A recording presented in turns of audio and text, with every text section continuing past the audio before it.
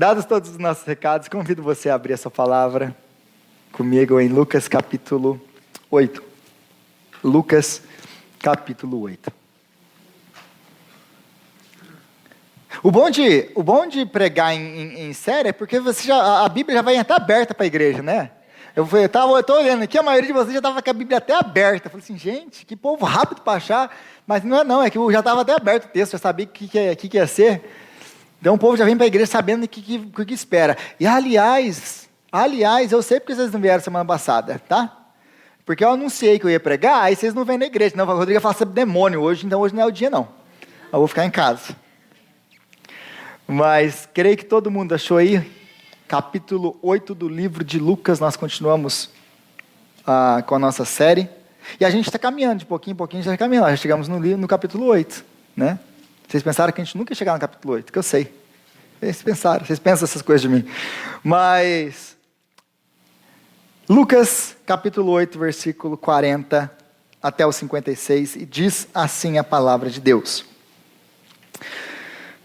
Quando Jesus voltou, uma multidão o recebeu com alegria, pois todos o esperavam. Então, um homem chamado Jairo, dirigente da sinagoga, veio e prostrou-se aos pés de Jesus, implorando-lhe que fosse à sua casa, porque a sua única filha, de cerca de 12 anos, estava à morte.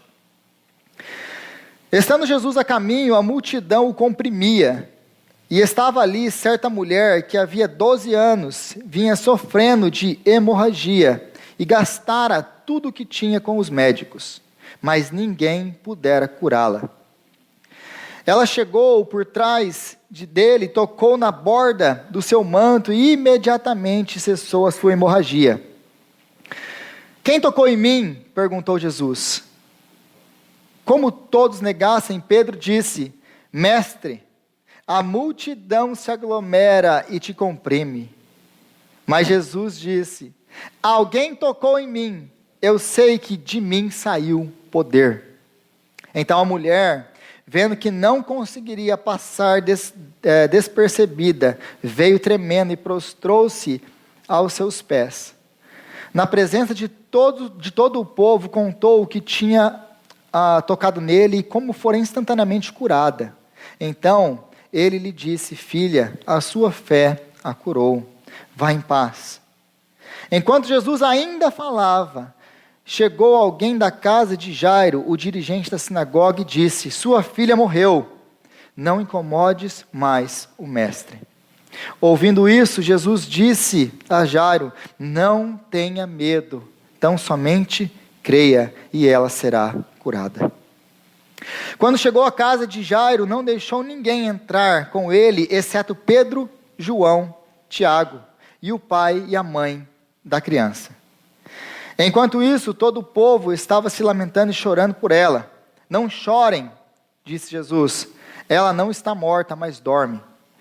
Todos começaram a rir dele, pois sabiam que ela estava morta. Mas ele a tomou pela mão e disse, menina, levante-se. O espírito dela voltou e ela se levantou imediatamente. Então Jesus lhe ordenou que lhe desse algo de comer.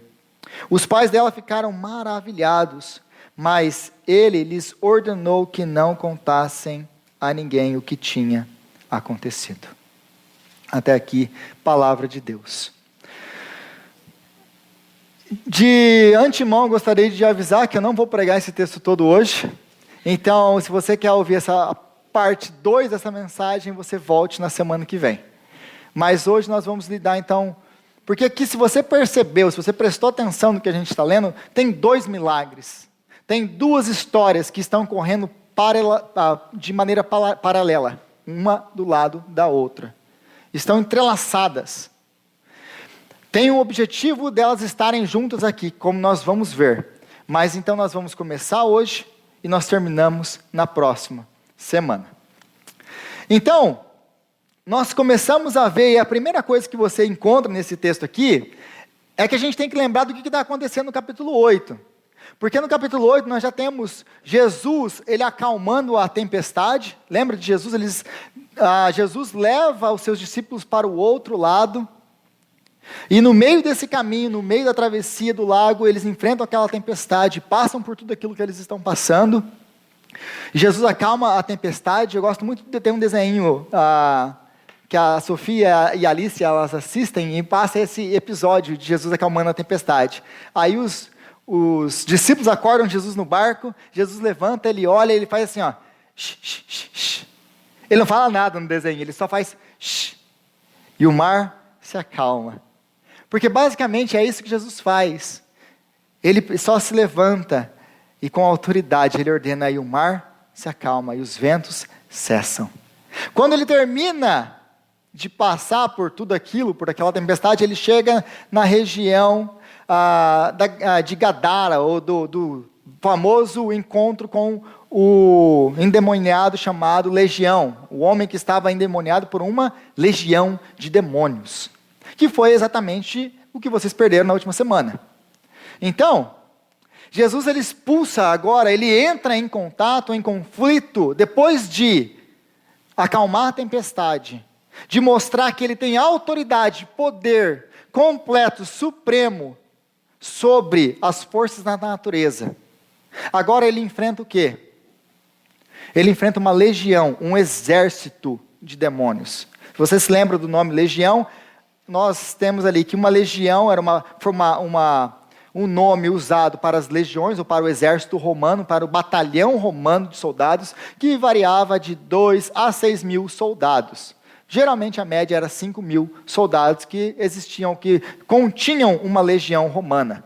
Então nós estamos falando de Jesus sozinho contra 5 mil demônios, espíritos demoníacos. E Jesus ele apenas diz, vai. Lembra que da história toda que eles chegam para Jesus e eles imploram para Jesus. Jesus, o que você veio fazer aqui? Você veio nos atormentar antes do tempo. Por que é importante essa história do demônio, legião? Porque para Jesus expulsar um demônio, e ele expulsar 5 mil demônios, não faz diferença nenhuma. Porque o que Lucas está querendo nos dizer aqui é que Jesus tem poder e autoridade sobre todo o reino espiritual. Todo o reino espiritual se prostra diante de Cristo. Então, assim como a tempestade, assim como as forças da natureza se prostram diante de Cristo, basta apenas um shh, shh, shh de Cristo e tudo se acalma. Da mesma forma, basta apenas uma ordem de Jesus, basta apenas Jesus aparecer e os demônios se prostram na presença dele, porque ele é Deus. Agora, o que Jesus está querendo nos mostrar é o poder de Jesus Cristo sobre a doença e sobre o nosso pior inimigo, que é a morte. Então, depois de demonstrar controle absoluto sobre a natureza, depois de demonstrar controle absoluto sobre o reino espiritual, agora Lucas deixa claro o controle absoluto de Jesus Cristo sobre o nosso pior inimigo, a morte. Então é isso que está acontecendo. Aí a gente vê que ele é expulso de lá por causa ele expulsa os demônios e o povo de lá expulsa ele de lá. Então eles imploram Jesus, vai embora daqui. E aí quando ele atravessa de volta, ele encontra um homem prostrado aos seus pés, implorando agora para que ele entre na casa dele. Lucas, ele quer que você entenda isso. Uns imploram para ele sair, outros imploram para ele entrar. E aí eles falam um pouquinho de Jairo. Brevemente ele nos fala quem é Jairo. O líder da sinagoga. Ou um dos líderes da sinagoga, porque a sinagoga geralmente tinha mais do que um líder, tipo um colegiado, tipo o que nós temos na igreja, a igreja presbiteriana, nós somos governados por presbíteros. Então ele é um desses líderes da sinagoga.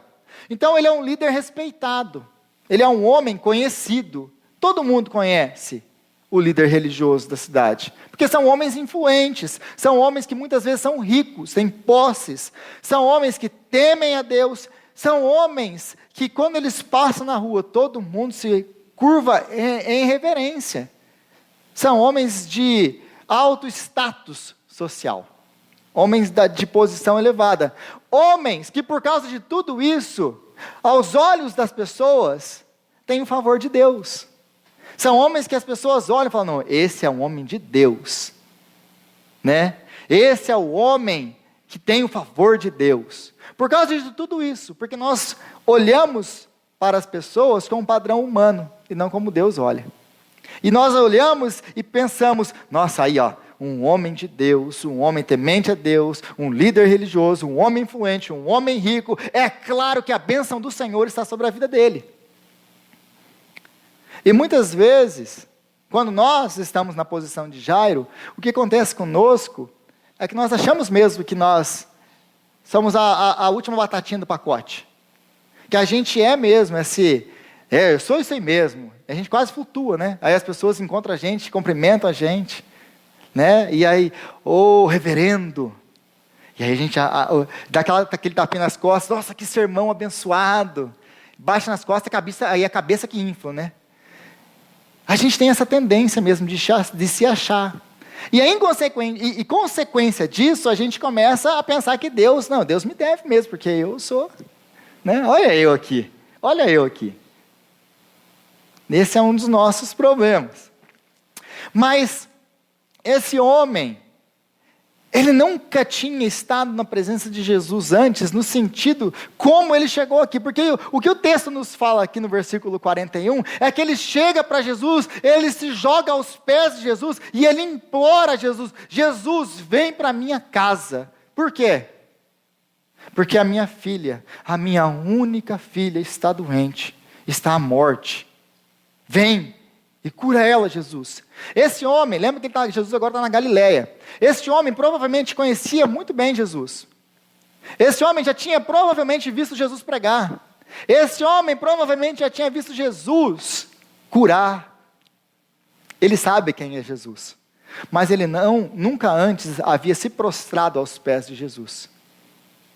Mas um dia, a doença chegou na casa dele. A doença bateu na porta.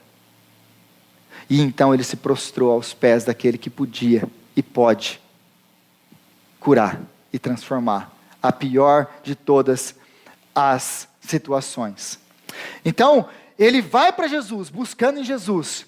Jesus, reconhecendo, não, o Senhor tem poder para fazer.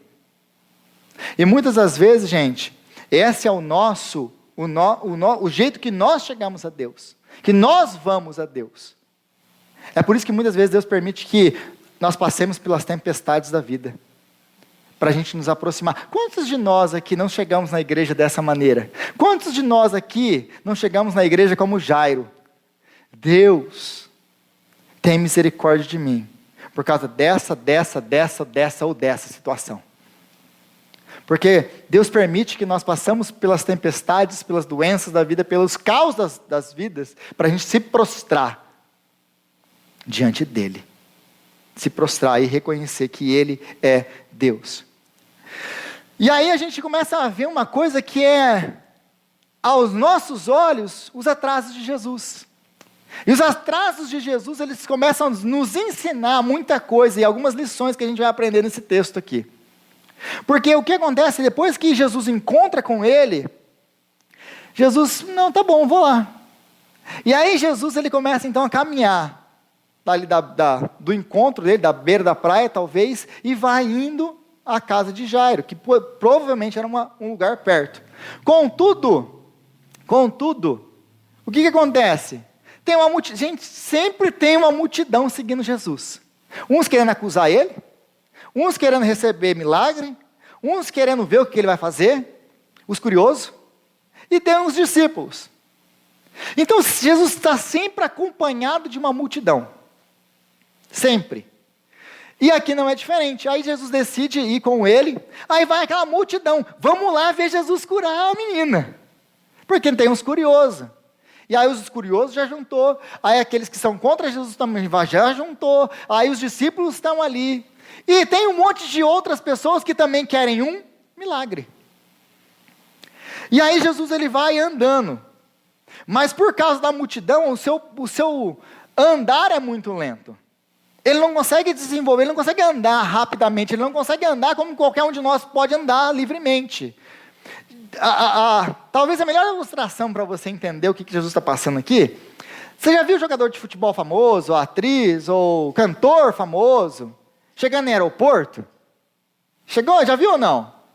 Aí tá lá, aí tem fã gritando, aquele negócio doido, gente histérica lá, aí gente que desmaia, aquele negócio louco. Aí o segurança tentando segurar aquela galera toda, e o cara tentando passar no meio daquilo tudo. É aquele vucu-vucu, que ninguém entende direito. Fala assim, gente, é isso aqui que está acontecendo com Jesus. Jesus está tentando ir lá na casa de Jairo, e ele está no meio dessa loucura toda aqui. E gente que aperta, gente que abraça Jesus, e gente que pega nele, gente que quer tem uns curiosos, tem todo mundo ali. E Jesus não consegue andar direito. Mas, no meio desse caminho, Jesus ele para. No meio desse caminho, gente, imagina isso aqui. Quando a gente liga para a ambulância, ou liga, acontece alguma coisa, porque aqui não é só ambulância, né? Você liga no 911, o que vem? Vem polícia, vem bombeiro, vem a cidade inteira. Se duvidar, o prefeito aparece lá.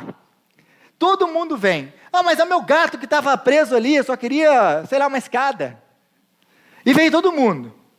Não estou falando que isso é ruim não, mas vem todo mundo, vem aquele negócio aí. E geralmente a gente vê, né? Quando a gente está passando na frente de um bombeiro, para tudo, todo mundo vai, aquele 300 carros de bombeiro. Você já pensa assim, gente, pegou fogo num prédio.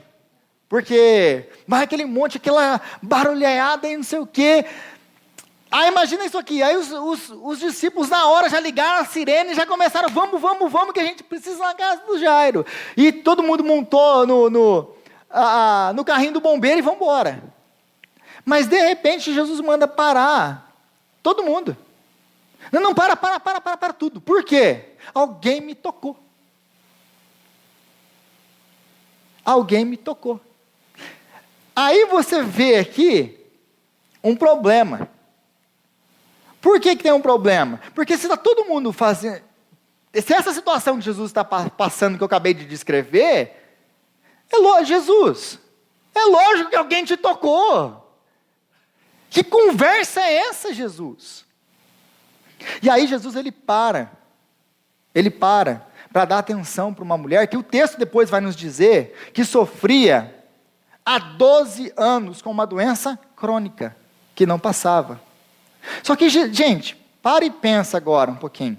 Jesus aqui, vou dar outro exemplo. Imagina que chega agora na ambulância, no hospital aqui de Lowell. Chega na ambulância, 2 ambulâncias, uma com uma mulher sofrendo por 12 anos com uma doença crônica, com uma hemorragia crônica. Não morreu até hoje, faz 12 anos. Aí chega uma menina de 12 anos que está morrendo. Uma está morrendo há 12 anos.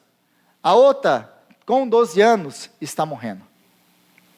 Qual você trata primeiro? Qual médico do mundo vai tratar a mulher que tem sofrido há 12 anos? Gente, sofreu há 12 anos, sofre mais um dia. Me espera atender a menina que está morrendo aqui.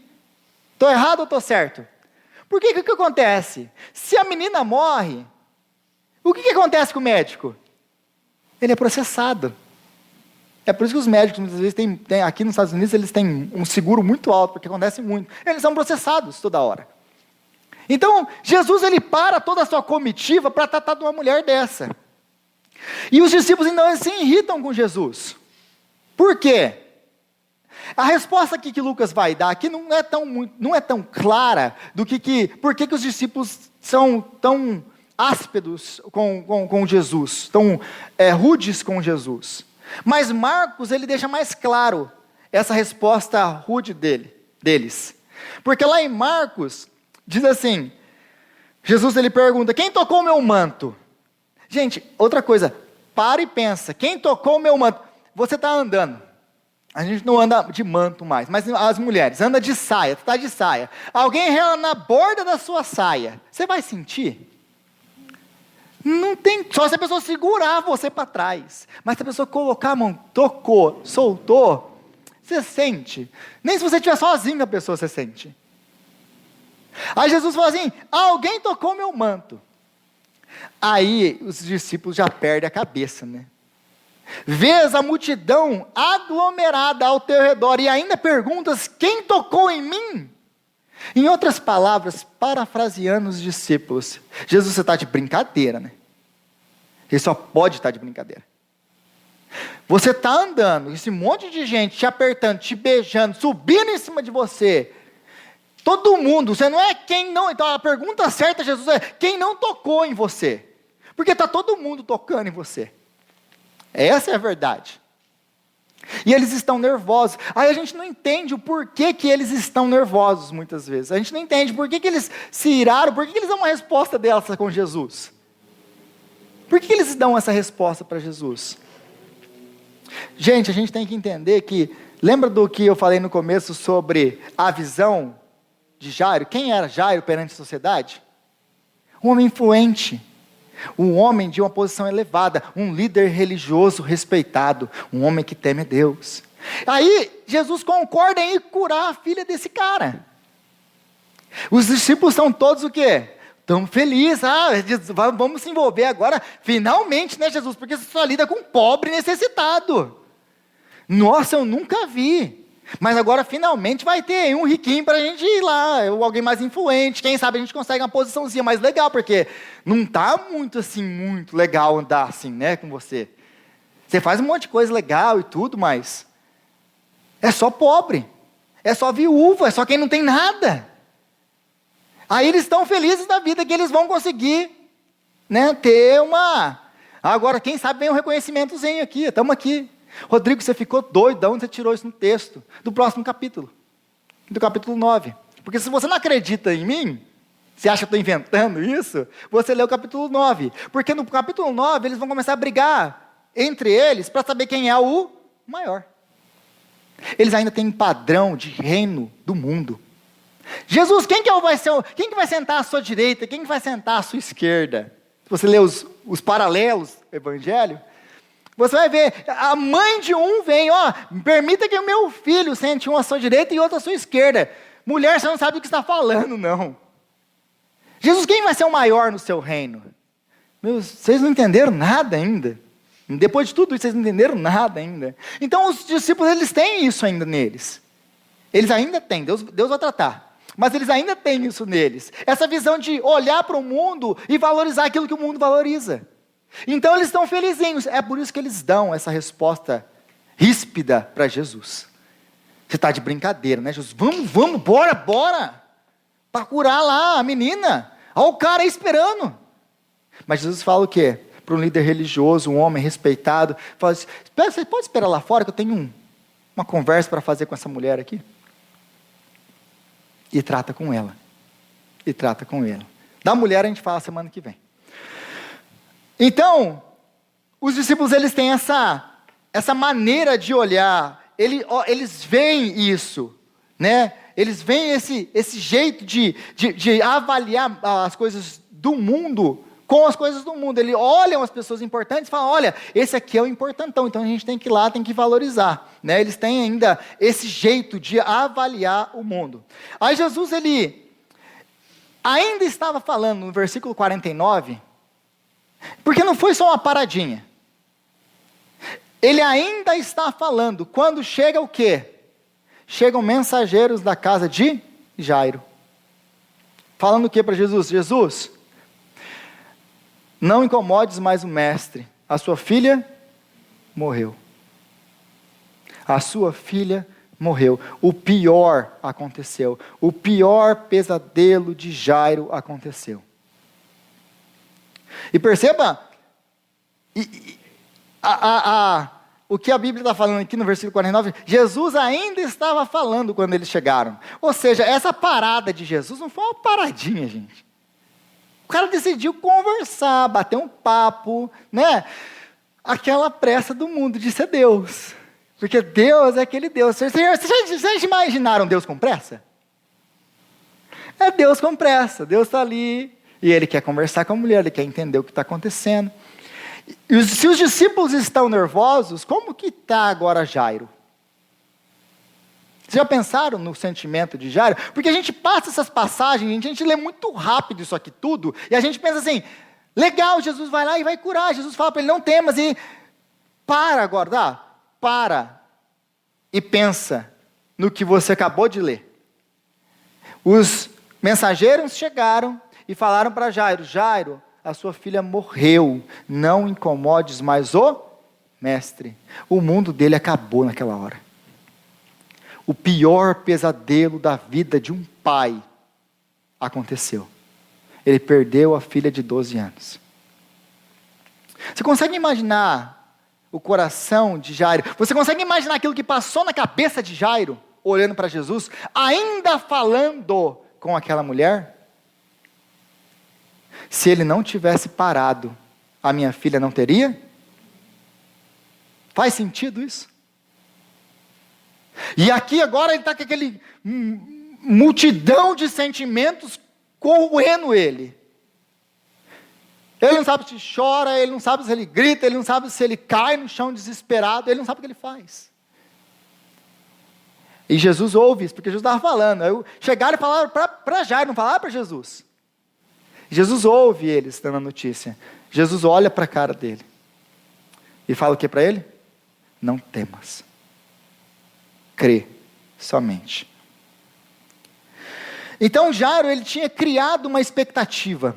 Jairo, ele foi para Jesus no versículo lá 41, foi para Jesus falando assim: Jesus, vamos, rápido, acelera, vai na minha casa, cura a minha filha. Ele criou uma expectativa no coração dele. E quando Jesus aceita, essa expectativa aumenta ainda mais. Yes, vai dar certo, vai acontecer. Ele tinha então um tempo determinado e uma expectativa no seu coração. Mas Jesus, ele não cumpre com ela. Ele criou uma expectativa no coração dele, do que Jesus tinha que fazer por ele, e a hora que Jesus tinha que fazer por ele. Mas Jesus não cumpriu com ela. E aí ele fica com esse sentimento de se ele não tivesse parado. Se ele não tivesse parado. Jesus sempre vai parecer atrasado para nós. Sempre. Sempre. Enquanto impormos as nossas agendas sobre ele, porque ele não obedece à nossa agenda. Jesus sempre vai parecer atrasado na sua e na minha vida, quando nós impormos a nossa agenda sobre ele. Sempre. Porque ele não obedece às nossas agendas. Ele está muito além da nossa agenda. Por isso abandonamos Jesus no caminho de casa. Porque vocês acham que o quê? Jairo queria fazer o quê aqui agora? Eu vou embora. Então no caminho de casa, eles estavam no caminho de casa, mas no caminho de casa, porque Jesus ele não cumpre com as nossas agendas, Jairo queria fazer o quê com Jesus? Abandonar. Muitas vezes essa é a nossa reação com Jesus, quando ele não cumpre com as nossas agendas. Ele estava indo, estava dando certo, porque nós pensamos que andar com Jesus nos isenta de problemas. Nós pensamos que andar com Jesus no caminho de casa vai nos prevenir de passarmos por dores. Mas andar com Jesus, em primeiro lugar, não nos isenta de problema nenhum, e não vai nos eximir de dores. Principalmente quando nós criamos uma expectativa no nosso coração de tempo e do que ele tem que fazer, porque ele não obedece os nossos comandos, nós nos submetemos a ele. Então nós ficamos decepcionados com Jesus porque ele não cumpre as nossas agendas. Estou mentindo? A maioria das nossas decepções com Deus vem pelo fato de Deus não cumprir as nossas agendas. Nós criamos as nossas expectativas, fazemos os nossos planos, impomos isso diante dele, mas aí as coisas não acontecem como elas deveriam acontecer, porque nós sabemos o que nós precisamos, melhor do que Deus. Eu estou na situação, eu sei o que é viver na minha pele, eu estou nos meus sapatos. Eu que sei que hora que é boa, não Deus. Então, porque Deus, ele não está no meu sapato, ele não sabe o que é melhor para mim, ele não sabe a hora que é boa para mim. Eu é que sei a hora que é boa para mim. Então nós nos irritamos com Deus, nós nos iramos com Deus. Por quê? Porque ele não age conforme a gente quer. Só porque ele é Deus. Aí a gente quer mandar em Deus, ele não obedece, aí a gente se irrita com ele, porque nós criamos as nossas expectativas. Já percebeu isso? Que a maioria das vezes que nós nos decepcionamos com Deus é porque nós criamos as nossas expectativas no nosso próprio coração, porque nós criamos os nossos planos na nossa cabeça, e depois lá na frente, quando tudo dá errado, aí a gente faz o seguinte, faz o quê? Mas Deus, por que o Senhor não me ajudou aqui? Por que você não me colocou nos seus planos lá na frente? Quando você estava planejando ainda. E eu já ia ter te falado que isso não ia dar certo. Aí nós nos iramos com ele, porque ele não obedece aos nossos comandos. Mas por quê? Por que nós nos iramos com Deus? Porque, como Jairo, nós nos achamos merecedores. Nós, principalmente nós, gente, os cristãos. Principalmente você, se você vem aqui, eu dou meu dízimo. Nossa, estou aqui todo domingo te aguentando, Rodrigo. Ainda tem que ser alguma coisa. Isso tem que contar alguma coisa depois. Sinto muito te informar, não tem. Não adianta nada. Você vai continuar me aguentando. Então, aí a gente se acha merecedor. Os nossos problemas com Deus nascem a partir do momento que nós nos achamos merecedores. Por quê? Porque aí, quando Deus não faz, e a gente se acha bom. Esse Deus é um miserável. Porque eu estou passando por isso, porque Ele deixou isso acontecer. Mas, e aliás, gente, a ideia de graça, a ideia de servir ao Senhor e salvação por graça, ela nunca vai entrar na sua vida e nunca vai fazer diferença e transformar a sua vida enquanto você se achar bom.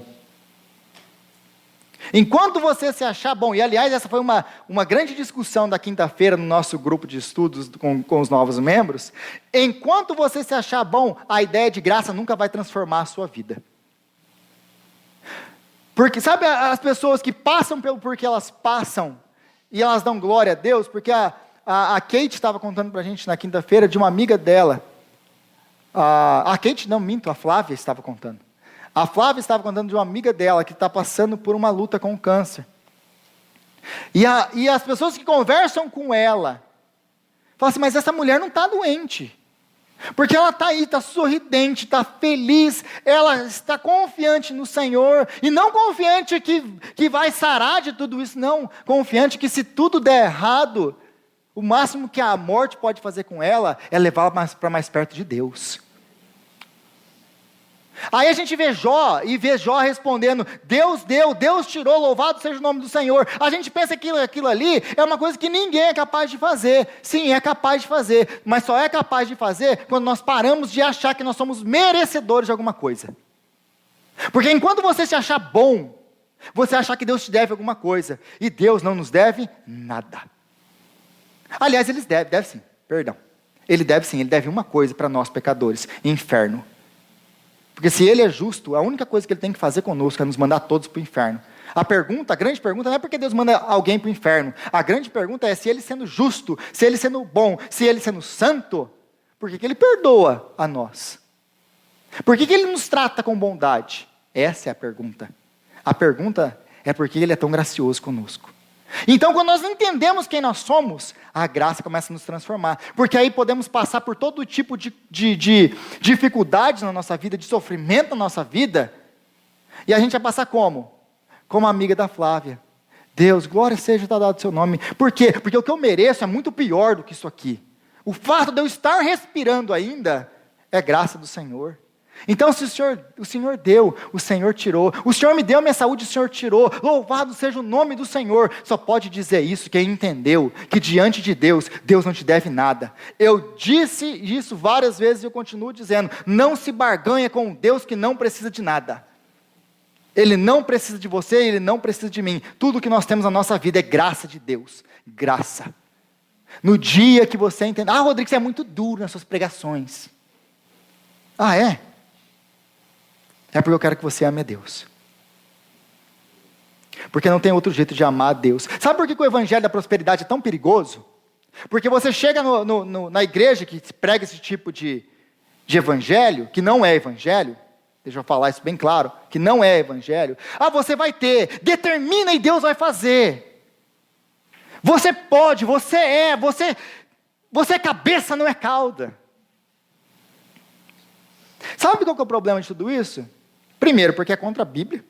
É heresia.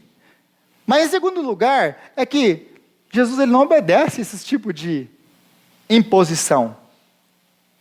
E aí o que vai acontecer? Isso não vai acontecer na sua vida. Isso que você está determinando, eu determino Deus. Ah, você determina? Você não determina o seu cachorro na sua casa que não te obedece.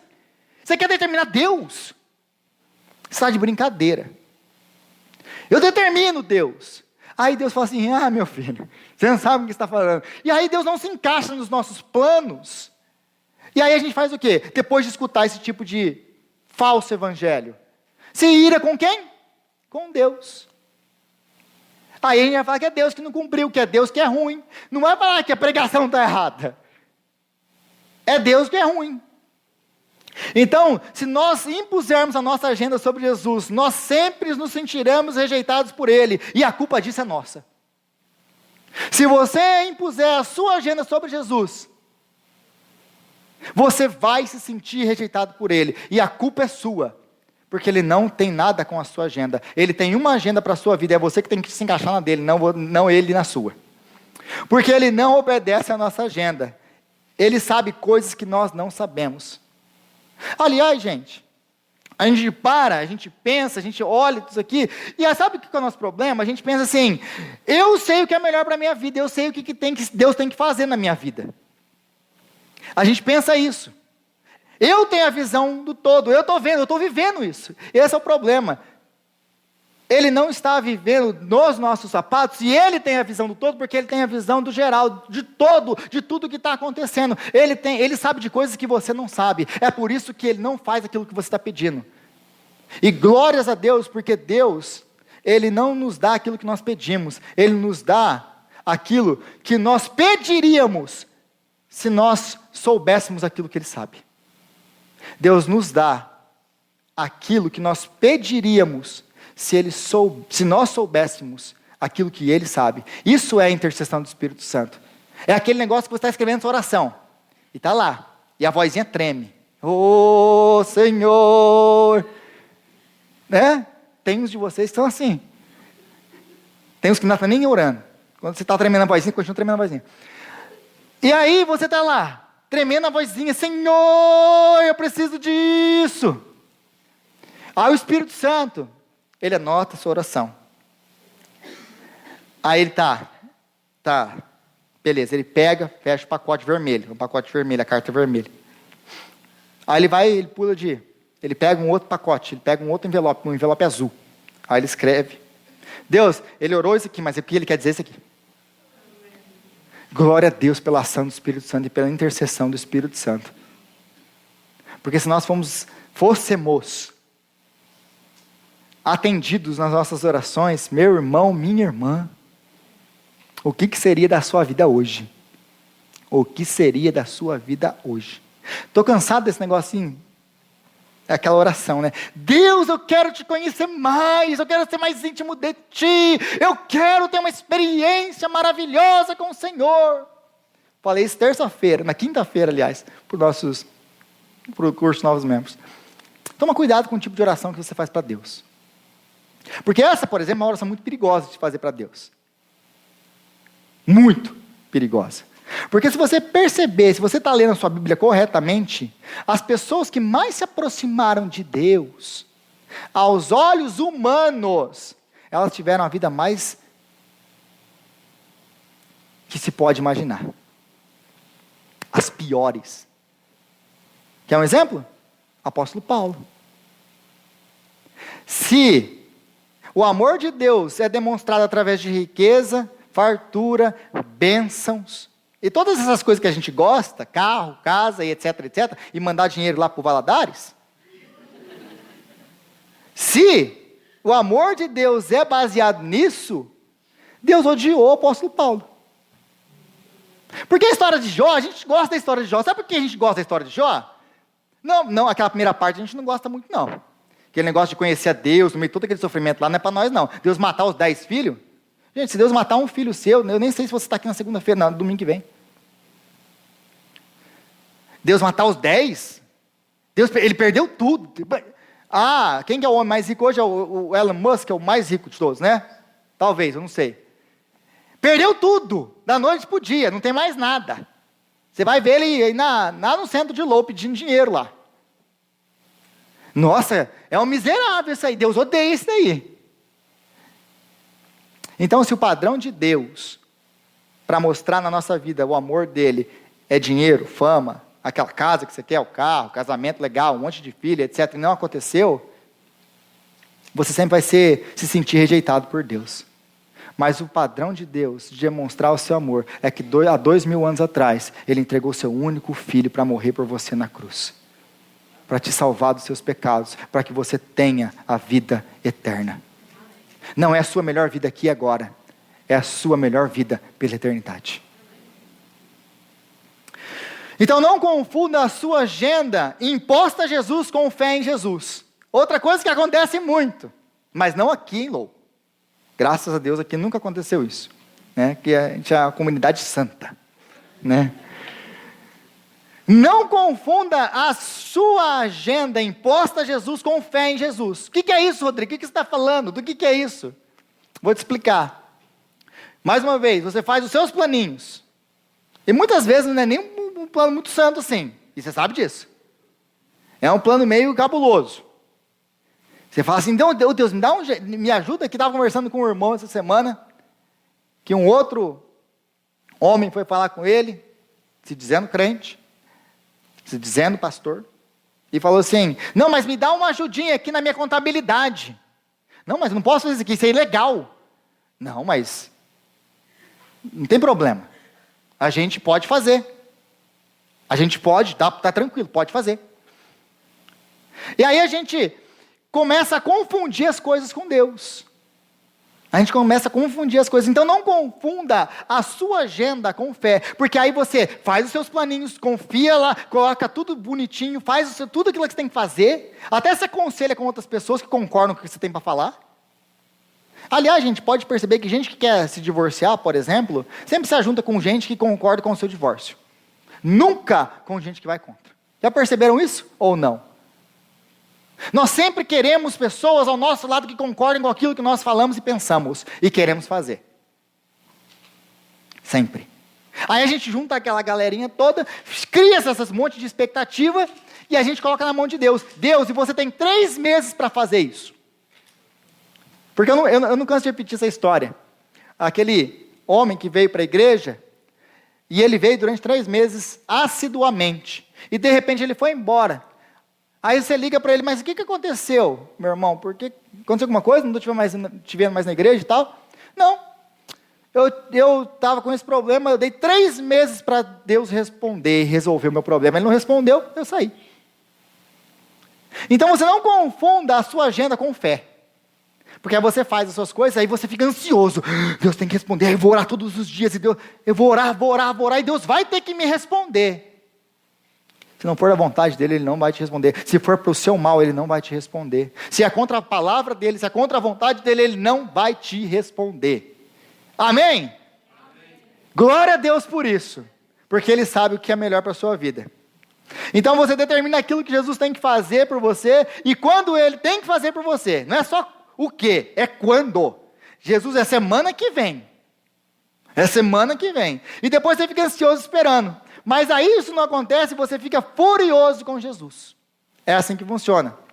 Porque Jesus parou para curar a mulher. Já falei que não vai lidar com a mulher semana passada, mas uma importante lição que a gente tem que entender aqui, de como essas duas histórias se conectam, é que Jesus quer deixar claro que existe algo muito maior do que morte. É uma vida sem Cristo. Existe algo que é muito pior do que a morte. É uma vida sem Cristo, porque o final de uma vida sem Cristo é o fogo eterno. Então Jesus tem algo que era muito mais urgente. Por pior que fosse a morte da menina, existia algo muito mais urgente, que era tratar aquela mulher. Era aquela hora, é aquele minuto, para que ela fosse salva eternamente. Com a morte eu lido daqui a pouco. Então nós sempre vamos receber muito mais do que nós pedimos para Jesus. Nós sempre vamos receber muito mais do que nós pedimos para Jesus. Amém? Aí a igreja dá um amém, né? Aquele, glórias! Amém, Rodrigo, até que enfim. Não pensei que era só paulada, é todo culto, é só isso. Não, você vai receber sim, meu irmão, minha irmã, muito mais, porque eu sei os planos que tenho a vosso respeito, planos de bem e não de mal, planos de dar um futuro que vocês desejam. Eu sei os planos que tenho a vosso respeito, diz o Senhor. Deus tem planos maravilhosos para nossas vidas. Amém? Ele vai dar muito mais do que você pediu. Contudo, Jesus sempre vai exigir muito mais do que nós esperávamos dar. Essa é a contrapartida. Ele sempre vai te dar mais do que você pediu, mas Ele vai também te tirar muito mais do que você estava esperando dar para Ele. Contudo, gente, uma aspas aqui. A barganha com Jesus, o negócio com Jesus é sempre muito bom para nós, porque você nunca perde com Jesus, mas é muito ruim para Ele, porque Ele nunca ganha nada com a gente. Jairo vem para Jesus buscando que Jesus curasse a sua filha de uma febre, mas recebe de Jesus a sua filha de volta da morte. Ele vem para Jesus, Jesus vai para minha casa, coloca a mão nela e está tranquilo, ela vai viver. Jesus ele para mostrar a graça dele, porque ele precisava de mais. Ele precisava de mais, ele precisava ver mais, viver mais. Mas isso ia custar muito mais para ele. Então ele pede uma cura de uma febre, de uma filha doente, e recebe uma filha de volta da morte. Contudo, Jairo esperava que apenas uma confissão pública. Eu sou um homem de Deus, um homem respeitado, um homem líder religioso. Eu já estou indo lá, já estou me prostrando publicamente na sua presença. Você quer mais o que, Jesus? Não é muitas vezes essa a nossa resposta para Jesus? A gente vem para a igreja, Jesus, eu já estou vindo para a igreja. Jesus, eu estou dando dízimo, você quer mais o que de mim? Não basta isso? Não basta isso tudo, Jesus, que eu estou te dando? Já entreguei a minha vida para você. Não é isso que eu tinha que ter te dado? Então Jairo pensava exatamente isso, como muitos de nós pensa. Pensa o quê? Não, eu estou reconhecendo Jesus publicamente, eu me humilhei publicamente diante de Jesus, para mostrar que Ele é o Senhor. E isso basta, tá bom que já, né, Jesus? Chegou, já deu. Não deu não, porque eu quero muito mais de você, eu quero muito mais. Então, não era apenas uma confiança pública de sua confiança em Jesus, que era suficiente para receber o que ele precisava, mas Jesus exige dele uma confiança completa, mesmo em face da morte. Porque, gente, se Jesus vai lá e cura a menina de uma febre, curou o menino, não curou? O que Jairo faz? Jesus é um cara supimpa, legal, tranquilo, e a minha vida continua, e a minha vida continua a mesma. Jesus depois, volta a ser Jesus.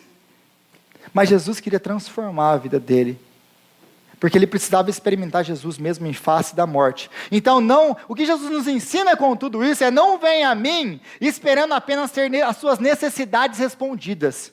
Venha esperando uma vida completamente transformada. Jesus ele nunca vai deixar você vir para Ele apenas para ter suas necessidades respondidas. Sim, vai para Jesus por causa das suas necessidades. Vai sim, porque Ele tem cura, Ele tem restauração, Ele tem transformação. Ele pode fazer porque Ele é o Senhor e não existe outro. Vai sim para Jesus, mas não vai esperando que Ele vai apenas responder às suas necessidades, porque Ele quer lidar com a sua vida, Ele quer transformar a sua vida, Ele quer mudar você. Ele não quer tirar você dos seus problemas, Ele quer transformar você. Então, vem agora os mensageiros, mais uma vez: não incomodes mais o mestre. Não incomode mais o mestre. Por quê? Na cabeça deles aqui, de todo mundo aqui agora, o que aconteceu? Acabou. Por quê? A morte, quem reverte a morte? Ninguém reverte a morte. Uma vez que morreu, acabou. Morreu, acabou. Aí Jesus olha para ele e fala: não temas, crê somente. Mesmo que tudo diga que morreu, Jesus é aquele que pode trazer o morto de volta à vida. E talvez seja essa a sua situação aqui também essa noite. Talvez você esteja passando por alguma coisa e todo mundo falou: morreu, não tem mais jeito, acabou. Mas eu quero te falar uma coisa para você, minha irmã e meu irmão, essa noite. Para Jesus, sempre tem jeito. Porque Ele é o Senhor que mesmo a morte o obedece. Porque Ele é Deus. Então a palavra de Jesus a Jairo é a palavra para você hoje. Não temas, crê somente. Não temas, crê somente. Porque Ele tem palavra de vida e transformação. E aí Ele chama, e Lucas não nos fala isso, mas Marcos relata isso. Ele chega, Ele entra lá, e Ele chama aquela menina e fala, Talita cumi, menina, levante-se. E essa palavra aqui no original é uma expressão de um pai falando com um filho. É uma expressão de intimidade, é um diminutivo. Filhinha, acorde. Filhinha, levante-se. É você entrando no quarto do seu filho de manhã para poder acordar ele. É um sentimento íntimo. Aí, ele chega para eles e fala, ela não está dormindo, ela não está morta, ela está dormindo. Ela não morreu, ela dorme. Todo mundo começa a rir dele, por quê? Porque ela morreu, de fato. E aliás, algumas pessoas, alguns liberais, vamos pegar esse texto aqui e vamos falar assim, tá vendo? Jesus ela não foi ressuscitada. Até o próprio texto está falando que não foi, até o próprio Jesus está falando que não foi. Está saindo da boca dele. São os discípulos de Jesus que estão escrevendo isso aqui depois, que querem forçar a barra para mostrar que ele... Não, gente. Por que Jesus fala então que ela dorme e não morreu? Porque para Jesus, levantar alguém da morte é tão fácil quanto para um pai levantar um filho de manhã que está dormindo. Ele se estende do lado dela e ele só dá uma ordem: Talita cumi. Menina, levante-se. Diante de Jesus Cristo, Deus da vida, a morte não tem poder nenhum. Porque Ele é o Deus da vida. Então, diante de Jesus Cristo, o mais terrível, o mais implacável de todos os inimigos do homem, não tem poder nenhum. Não tem poder nenhum. Mas Jesus, para levantar ela da morte, para te levantar da morte, para me levantar da morte, Ele tomou a nossa morte na cruz. Ele desceu à sepultura para que nós não tivéssemos que descer. Sim, nós vamos, mas não, Rodrigo, a gente vai morrer. Sim, a gente vai morrer. Mas a morte, para nós, nada vai ser mais do que uma boa noite de sono dormida. Sabe aquele dia que você bate na cama, você parece uma pedra? Você só abre no outro dia, parece que você nem mexeu na cama. Gente, a morte para o crente é só isso. Eu fechei e de repente, Rodrigo, quando eu abri o olho, eu já estava aqui, esse negócio todo aqui, Jesus lá e Deus, e esse monte de crente aqui, e o negócio está bom aqui. Porque diante de nós, é isso que nos está proposto, a vida eterna. Porque a nossa vida eterna foi comprada, ganha por Jesus na cruz. E a ressurreição de Cristo é a garantia de que nós também ressuscitaremos com Ele. Senhor, nós te agradecemos, ó Pai, pela sua palavra. E te pedimos, ó Deus, que o Senhor venha nos ajudar a viver confiantes no Senhor. E não querendo impor as nossas agendas ao Senhor. Mas entendendo humildemente que o Senhor é Deus e nós não somos. Entendendo que o Senhor não nos deve nada. Entendendo que tudo que nós temos é graça do Senhor. Entendendo que o Senhor, mesmo nas mais terríveis adversidades que passemos, o Senhor tem o controle absoluto sobre tudo. Nos ajuda a viver confiantes. Nos ajuda a viver olhando para o Senhor. É o que nós te pedimos, no nome de Jesus. Amém.